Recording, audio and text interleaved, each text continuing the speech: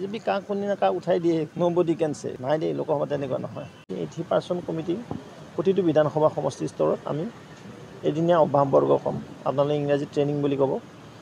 এদিনীয়া প্ৰশিক্ষণ হ'ব বা অভ্যাসবৰ্গ হ'ব তাত আমাৰ দলৰ ইডিঅ'লজি ইতিহাস বিকাশ যাত্ৰা history and development welfare scheme লগতে যেটো গোটেই কথাটো সোশ্যাল মিডিয়া আইটি এই গোটেই মাইক্ৰ মেনেজমেণ্ট কথাখিনিও তাত চৰ্চা কৰা হ'ব একোটা সমষ্টিত বুথ পালক কেইজন যিমানটা পুলিং ষ্টেচন থাকে সিমানে বুথ পালক হ'ব সেই কোনোবা সমষ্টিত 250টা বুথ আছে পুলিং ষ্টেচন আছে 250 জনে বুথ পালক হ'ব ক'ৰবাত 280 জন আছে ক'ৰবাত 200 আছে বুথ প্ৰতিটো বুথৰ প্ৰতিটো পুলিং ষ্টেচনৰ এগেইনষ্টে আমাৰ বুথ সভাপতি আছে বুথ সভাপতিৰ লগত এজন পালক থাকিব পালকজন কেনেকুৱা হ'ব সাপোজ ভৱেশ কলিতা মই ৰাজ্যিকৰ সভাপতি হ'ব মই বিধায়ক হ'ব বা অন্যান্য ঠাইৰ কিন্তু মোৰ এটা বুথ আছে ন সেই বুথৰ মই পালক কাৰণ জ্যেষ্ঠ কাৰ্যকৰ্তাজন সেইটো বুথৰ পালক থাকিব ইয়েছ তেওঁ গোটেইটো বস্তু পালক হিচাপে বুজি পায় আপোনালোকে মানে এডভাইচ কৰিব লাগিব কাৰোবাক বুজাব লাগিব কাৰোবাক কাউন্সিলিং কৰিব লাগিব গোটেইখিনি কথা তেওঁৰ দায়িত্ব থাকিব বুথৰ সভাপতিজনে বুথ মোবিলাইজ কৰিব বিএলএটোৰ দায়িত্ব হ'ল তাত ভোটাৰ লিষ্টত নাম সোমাব লাগে এক্সক্লুড কৰিব লাগে ইনক্লুড কৰিব লাগে কোনোবা বিবাহ হৈ গ'ল সেই বুথৰ পৰা তেওঁৰ নামটো অট'মেটিক কাটা যায় কোনোবা বিবাহ হৈ আহিলে সেই বুথত তেওঁৰ নামটো সোমাব লাগে কাৰোবাৰ 18 ইয়াৰ্ছ কৰ্চ কৰিলে এজ পাৰ যিটো আমাৰ নৰ্মছ আছে যে 18 বছৰ হ'লে আমি ভোটাৰ তালিকাত নাম ভৰ্তি হ'ব লাগে আমি ভোটাধিকাৰ পাওঁ এই গোটেইখিনি কথা বিএলএটোই চাব লাগে বুথ পালকৰ যিটো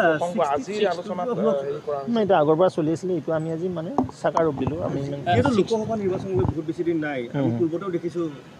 মানে যোৱাবাৰ 19ত 5 জনৰ টিকট কৰ্তন কৰিছিলে এবাৰ সেই কথাবোৰ চৰ্চা মই কাকো টিকেট দিব নোৱাৰোঁ কাটিব নোৱাৰোঁ বন্ধুসকল এইটো আমি ৰাষ্ট্ৰীয় দল আমাৰ ৰাষ্ট্ৰীয় নেতৃত্ব আছে পাৰ্লিমেণ্টাৰী বৰ্ড আছে আমাৰ NDA এলায়েন্স আছে গোটেই সকলো সমাহিত কৰি নৰেন্দ্ৰ মোদী ডাঙৰীয়া আছে জেপি নাড্ডা ডাঙৰীয়া আছে অমিত শ্বাহজী আছে আমাৰ মাননীয় মুখ্যমন্ত্ৰী মহোদয় আছে বিএল সন্তোষজী আছে সকলো বহি নিৰ্ধাৰণ কৰিব কোন যোগ্য কোন অযোগ্য 60-40 কিবা হিচাপ তেনেকুৱা ধৰণৰ আছে নতুন আৰু পুৰণি তেনেকুৱা মানুহৰ নাই আমাৰ এটা নিয়ম থাকে তাৰমানে এখন কমিটি চেঞ্জ কৰা যায় এটা টাৰ্ম নট কমিটি যেতিয়া এটা সাংগঠনিক পৰ্ব শেষ হয় আমাৰ 3 বছৰীয়া তাৰপিছত আমি 40% নতুন লওঁ 60% পুৰণা ৰাখিম নিউ জেনেৰেশ্যন স্কোপ পাব এয়া হৈছে বিজেপি নতুন আৰু পুৰণক সমাহিত কৰি সংগঠন পৰ্ব আগুৱাই নিবলৈ এইটো বিজেপিৰ মেইন কেৰেক্টাৰ এইটো সংগঠনটো বেলেগ আৰু শাসন প্ৰশাসনটো বেলেগ বস্তু লোকতন্ত্ৰ বুজি পাইছে নাই সংগঠন অৰ্গেনাইজেশ্যন আৰু ডেম'ক্ৰেচি অৰ্গেনাইজেশ্যনত ডেম'ক্ৰেচি থাকিব কিন্তু ডেম'ক্ৰেচিটো ইষ্টাব্লিছ কৰাৰ কাৰণে এইটো লোকতন্ত্ৰ যিটো কৈছে লোকতন্ত্ৰ হ'ল যি শাসন প্ৰশাসন লেজিসলেচাৰ আছে জুডিচিয়াৰী আছে এইবিলাক কথা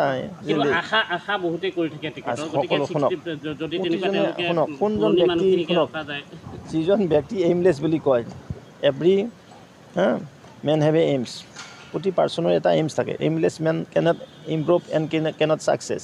সকলো এটা সপোন থাকে সকলোৰে আশা থাকে মই বিধায়ক হ'ম মই সাংসদ হ'ম